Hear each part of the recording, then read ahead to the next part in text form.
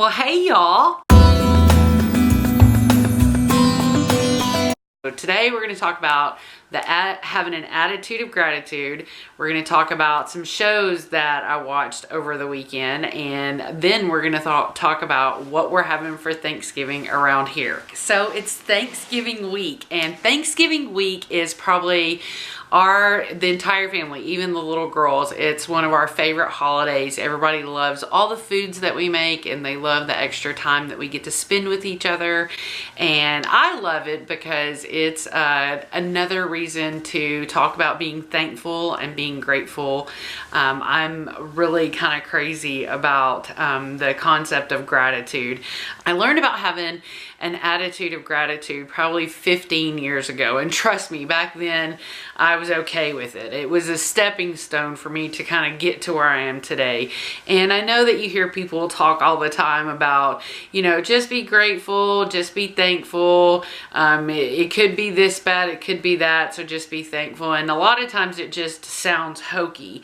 And you know, there's times for me in my life that it seemed hokey to keep trying to push into gratitude, but now it's such a part of me that I can turn almost any little sentence saying qualm, calamity, you name it, into something positive that you can be grateful for.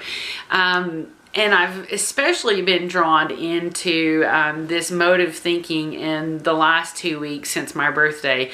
I used to have this favorite devotional kind of book. If you don't know, I love Jesus. And it had been given to me when he and I first started dating by someone that he knew for Christmas.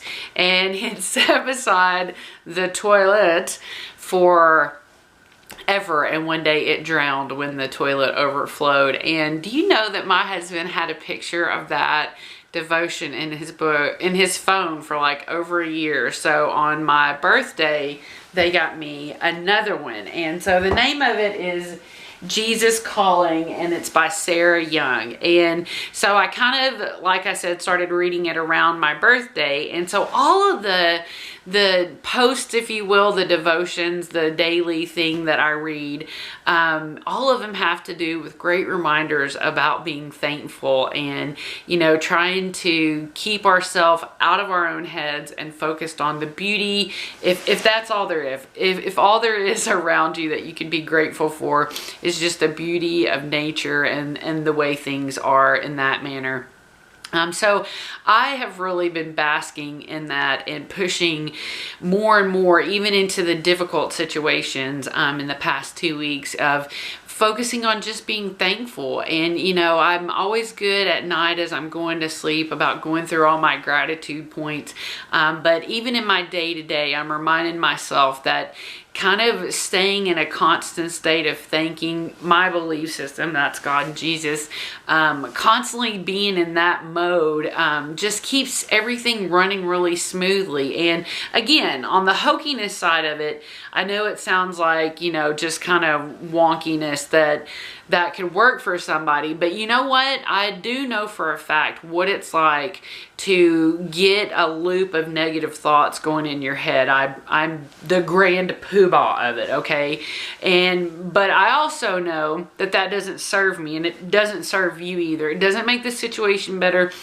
It rarely leads to a solution, but finding some way to be grateful in that situation does have opportunity. You know, that you can shift with gratitude. You can get yourself away from negative thinking and into solution-based thinking.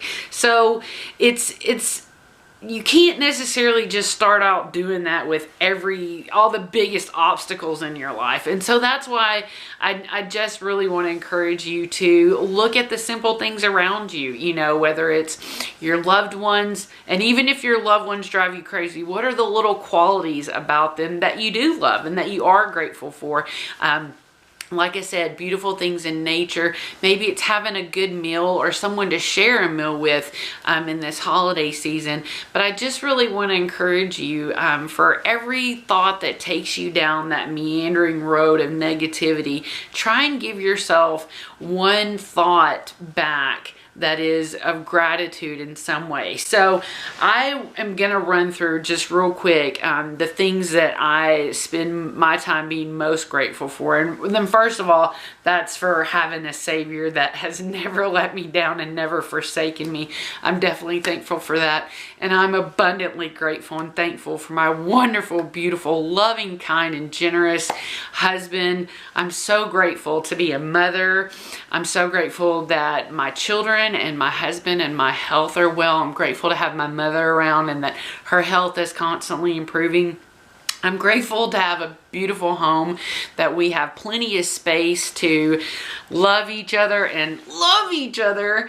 And I'm so grateful that every single week we get to have, you know, really good, wholesome food on our table. I'm so grateful for you. I'm grateful that you interact with me and that you enjoy and you embrace the different things that I have to share with you. And I'm grateful for the opportunity to be a light in the world, because that's my greatest desire, is to be a positive force in this world for you, for my children, for everybody. So I just want to encourage you, beg you to find some gratitude in the different parts of your life. And if you get a minute, tell me down below, what can you tell me 10 things that you're grateful for? And if not, just tell me 1 or 2 or as many as you can think of as soon as you hear me say this, or as soon as you get through watching this video, because I promise you that an attitude of gratitude is going to change your life dramatically, just doing it one little bitty piece at a time. Okay, so let's talk about, let me get that little tear out of my eye, because, you know, I'm easy to get emotional. But I'm grateful for these sunny days, because it's about to rain for the next 3 days.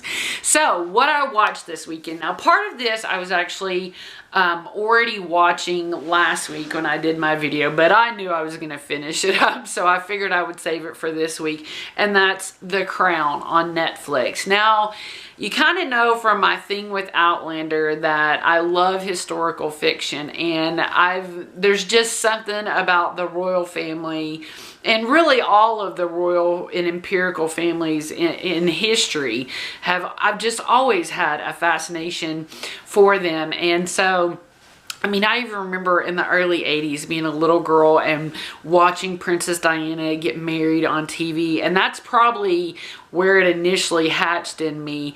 But ever since then, I love to read about them and learn about them. And not so much in the gossipy sort of way, because I want everybody to have their own chance at life. But I love The Crown. I love the character. I love getting to see, you know, even Netflix's portrayal of Queen Elizabeth II.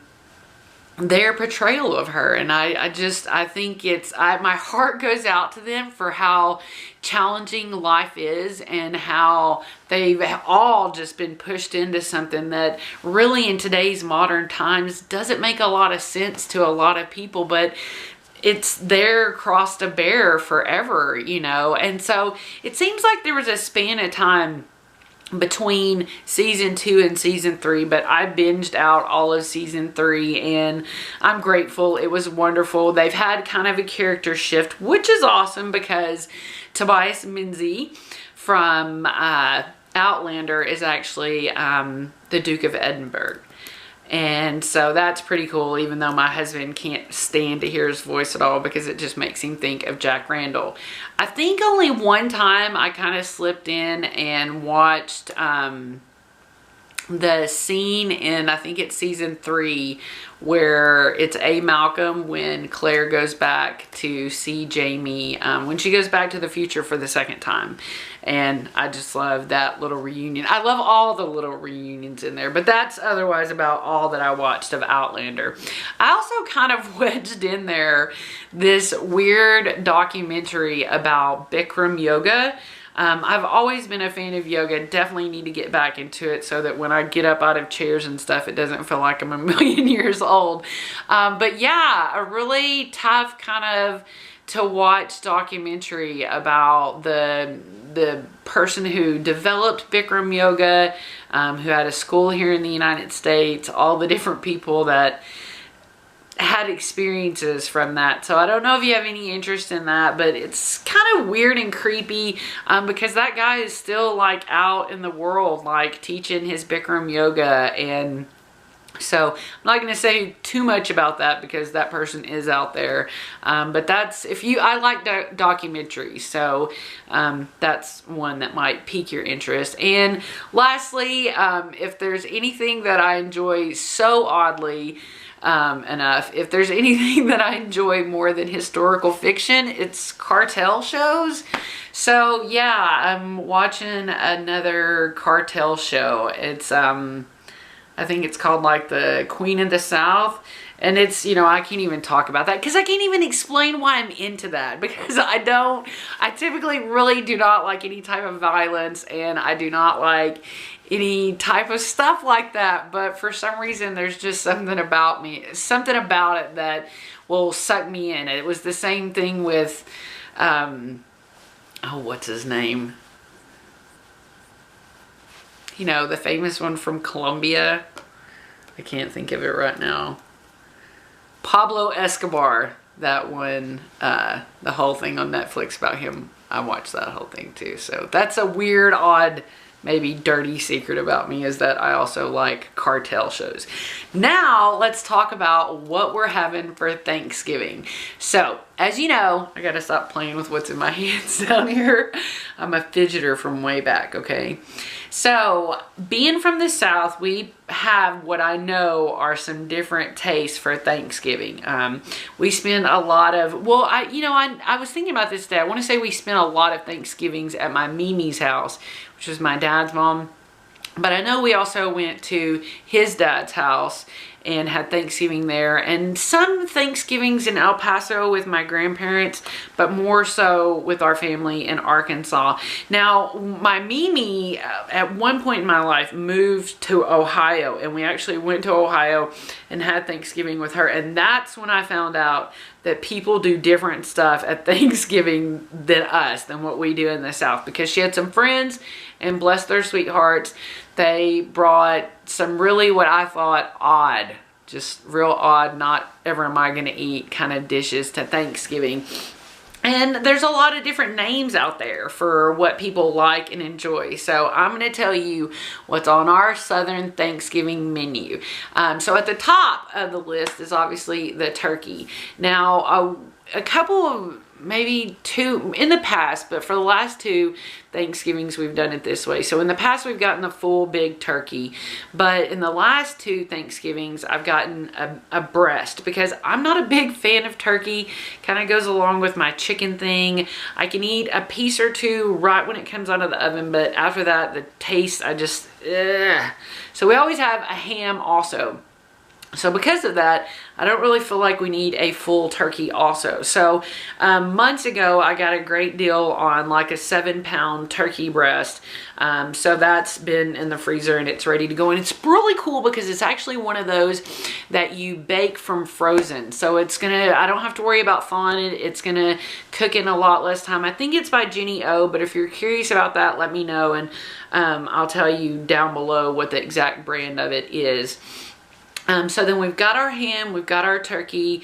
The next thing, now this is a little bit different. I know a lot of people do dressing, but we do cornbread stuffing, and oh my goodness, my Thanksgiving would not be complete without cornbread stuffing. I've made it one time, but otherwise my mom's here. My mom always in charge of that. So it's basically cornbread, you know, with a lot of different stuff she puts in it, from celery to almost an entire can of sage, some boiled eggs, pieces of meat, who knows, it's amazing. I always have her make way too much, and last year we actually froze some, so we actually had Thanksgiving in I think like August or July, so that was pretty cool. So then next to that we have the traditional, or what we think is traditional, green bean casserole, and all my kids love that. They just love, love, love it. I throw in mashed potatoes just because it seems like they should be there. Years ago I stumbled on an awesome recipe for a sweet potato casserole that's got brown sugar in it and nutmeg and pecans and It's so yummy. So I don't get my sweet potatoes out of a can. I just buy them at the store, and then I'll throw them in the crock pot tomorrow morning and let them cook up, and then I can just mash them into my casserole and be ready to go. Then we're having also what's called blueberry salad. Now that's something from my Mimi, and it's a concoction of Jell-O and blueberries and pineapples with the cream cheese, like thick cream cheese frosting on the top. And you never know really if it's supposed to be something for dessert or if it's something that you can put on your main plate, but Mimi always let us put it on our main plate. So if you're interested, I can shoot you the deets on that. Of course, we're gonna have some rolls, and then for our pies, we're gonna have pecan pie, we're gonna have chocolate pie, and we're gonna have mini apple pies and a sweet potato pie. We had the mini apple pies last year. They're sugar-free and they're pretty cool. What gives them their sweetness is dates. So that's kind of fun, but everybody loved them and didn't know the difference about the sugar part. But we were having different friends over last year that had sugar and gluten things that they didn't do. The chocolate pie is another thing from my Mimi's Thanksgivings that always stick out to me. That was one of my favorite pies for that. Sweet potato pie is my mom's favorite, and so that's why I always try to stick that in there. Now, the big question is, I know a lot of people do stuff with cranberries, but how many people do this? How many people do the jellied cranberry sauce? Like, we can't live without this. Like, my mom will, like, she'll tell me 1,000 times, even after I've told her that I've already got this, that to be sure and get this. And I've got 2 cans of it. But to think about it now, this is probably super gross, but it's something that is, our Thanksgiving is just not complete without the jellied cranberry sauce. So I'd love to hear what you're having for Thanksgiving. And if you're from the north, or if you're from somewhere out west and you do things totally different. Oh, you know, and also we'll have, we always have like a little shrimp platter, you know, just something I get on sale, and a veggie platter for people to just kind of snack on during the day. But tell me, what else is it that you do? I mean, what do you, is there anything unique that you do? Do you have questions about what I do? Do you just do like the stovetop stuffing, or do you cook it inside your turkey? I'd love to hear about it. And most of all, I hope you have the best Thanksgiving ever, and I hope that, goodness gracious, I'm about to cry again. I just hope that you see all the blessings that are there for you in your life, and that you allow them to grow in big ways, and you're able to see how they expand and flourish in your life. And I hope you have the best day ever. And if I can ever encourage you or love on you in any way, you just tell me, because I want to be that person for you. I want to be a light that you can look to and you can get inspiration from. So thanks so much. I'm grateful for you. Until next time.